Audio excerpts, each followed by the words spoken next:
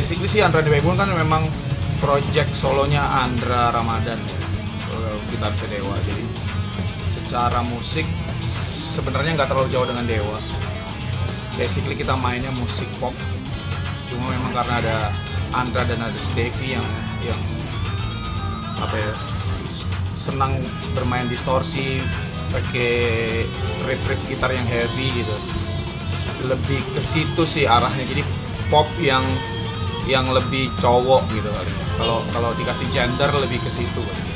Kalau karir musik profesional saya memang mulainya begitu bergabung dengan Andra the Backbone. Jadi tahun 2006 saya mulai rekaman dan bergabung, ketemu Andra, ketemu Stevie. 2007 rilis, jadi dia mulai dari situ. Tadinya saya bekerja jadi kayak Mas juga, saya jurnalis. Ya kalau nyebut influence banyak sekali ya. Saya senang Bryan Adams, saya senang Lenny Kravitz. Yang lama-lama saya senang Freddie Mercury. Foo Fighters itu salah satu band yang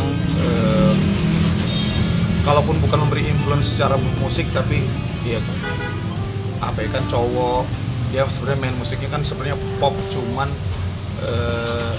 berangkat dari alternatif music, terus kemudian main musik rock sekarang gitu. Kalau secara lagunya Backbone ya Kak, saya dan teman-teman ya berusaha membawakannya dengan cara kami gitu. Tapi kalau influence mungkin dari sekitar. Saya pikir sih masih ya, artinya di seluruh dunia musik kan memang secara genre gitu tetap pop ya. Apapun itu ya, mau dia pop ada rhythm and bluesnya atau hip hop atau apa, saya masih lihat itu sebagai musik pop. Tapi kalau misalnya di Indonesia saat ini memang kalau ngomonginnya industri mainstream gitu ya masih di seputar itu ya.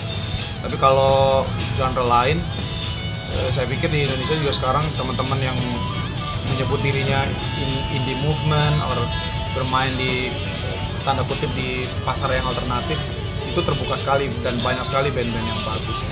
Kalau in terms di panggung besar gitu ya di industri musik, saya masih tetap konsentrasi sama Andra the Backbone.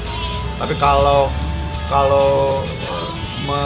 apa ya, saya juga suka buat lagu-lagu sendiri yang saya tahu dan saya yakin ini tidak bisa dikategorikan oh ini musiknya Backbone gitu.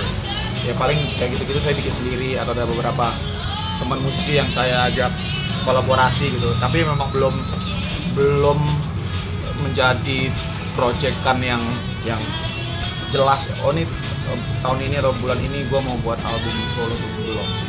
Tapi saya tetap apa ya, menggali potensi saya sendiri gitu, karena kan dibandingkan Andra dan Stevie, saya termasuk anak kemarin sore gitu, sementara mereka udah lama sekali. Dinamika band kan beda-beda ya.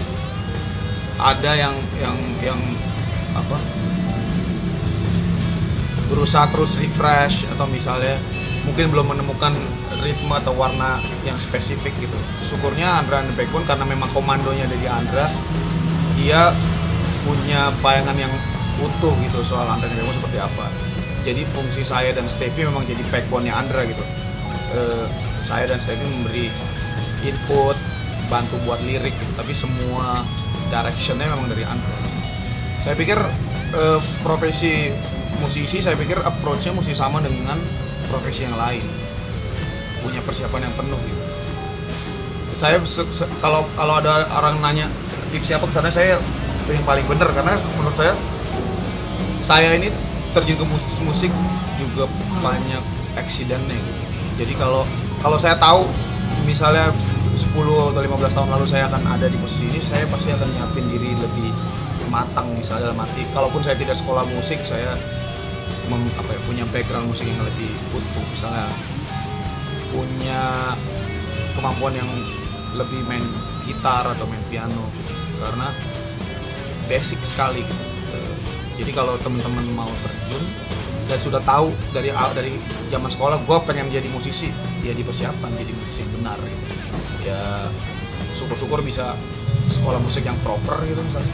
Kalau misalnya itu di approach sebagai sebuah hobi, ya dia punya waktu yang banyak untuk mengasah itu gitu. Sekedar contoh misalnya, saya senang sekali John Mayer misalnya. ketika John Mayer baru awal-awal dia dari kecil sudah tahu dia mau jadi pemain gitar gitu. Dia habiskan sampai 8-9 jam di kamar main gitar sendirian. Itu kan bentuk dedikasi dan investasi yang jelas. Kemudian dia petik hasilnya saat ini gitu. Jadi saya pikir sih itu, persiapkan diri jauh lebih matang sebelum. Kalau deskripsinya macam-macam ya real man ya. Di zaman sekarang ya real man ya orang yang bisa menghidupi dirinya sendiri, memberi manfaat buat orang lain. Saya pikir sih itu sekelilingnya ya, mau itu keluarga, teman, lingkungan sosial, dia punya impact, bukan sekedar hadir sebagai kalau main film cuma figuran semata, tapi dia juga aktor yang punya kontrol penuh atas nasibnya sendiri. Lebih bagus lagi dia juga punya impact yang positif dan besar untuk lingkungan.